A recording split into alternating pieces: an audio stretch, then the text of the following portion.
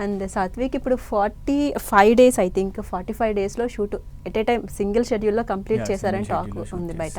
So అసలు ఎలా మామూలుగా రకరకాల షెడ్యూల్స్ అండ్ ప్రొడ్యూసింగ్ చేసేవాళ్ళు కావచ్చు, డైరెక్ట్ చేసేవాళ్ళు కావచ్చు, కెమెరా డిపార్ట్మెంట్ కావచ్చు, సో చాలా వర్క్ ఉంటుంది కదా, సింగిల్ షెడ్యూల్లో ఎలా కంప్లీట్ చేయగలిగారు? అదంతా మా డైరెక్టర్ సార్ ముందుగానే ప్లాన్ చేసుకున్నారు అనమాట. అంటే ఒక షెడ్యూల్ చేసి దాని తర్వాత ఒక 10 days గ్యాప్ తీసుకుని ఇంకో షెడ్యూల్ ఎందుకు ల్యాగ్ ఎందుకు అంటే మేము మా షూటింగ్ అంతా కూడా మొత్తం హైదరాబాద్ దగ్గరలోనే చేసాము, గట్కేసర్లో చేసాము, కామారెడ్డిలో చేసాము.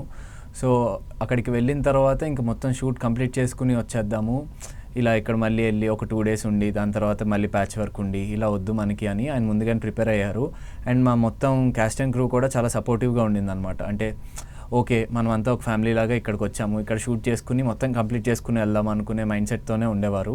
అండ్ మాకు షెడ్యూల్స్ అంటే షూట్ కాలర్ షీట్స్ కూడా ఎలా ఉండేదంటే మార్నింగ్ 6 తర్వాత 6 ప్యాకప్ అయిపోద్ది కదా నార్మల్ 6 to 6 అయ్యేది. 6 అయిన తర్వాత ఎలాగో మా మూవీలో కొన్ని నైట్ షాట్స్ అవి ఉన్నాయి, సో నైట్ షూట్ ఉంది కదా ఈరోజు చేసేద్దాం అనుకున్న డిస్కషన్లో అలా 6 కాస్త 9 అవుద్ది, 9 కాస్త నైట్ 2 అవుద్ది, మళ్ళీ మార్నింగ్ 6 o'clock షూట్కి వచ్చేయాలి.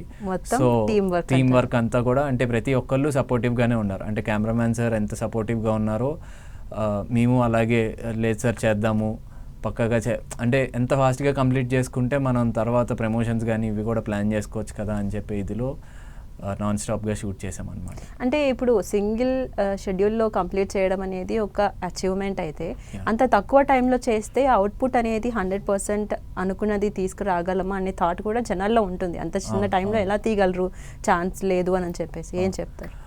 దానికి ఆయన ముందుగానే ప్రిపేర్ అయి ఉన్నారు. అంటే ప్రీ ప్రొడక్షన్లోనే ఆయన మొత్తం స్క్రిప్ట్లోనే అన్నీ రాసుకున్నారు. లైక్ ఏ డేట్ ఏ రోజు ఎన్ని సీన్స్ చేయాలి, అవి ఎన్ని క్యామ్స్తో షూట్ చేయాలి. అంటే మేము ఆల్మోస్ట్ ఒక 80% దాకా ప్రతిరోజు ఒక 2 క్యామ్స్తో షూట్ చేసామన్నమాట, ఒక స్టడీ క్యామ్ అండ్ 1 గింబుల్.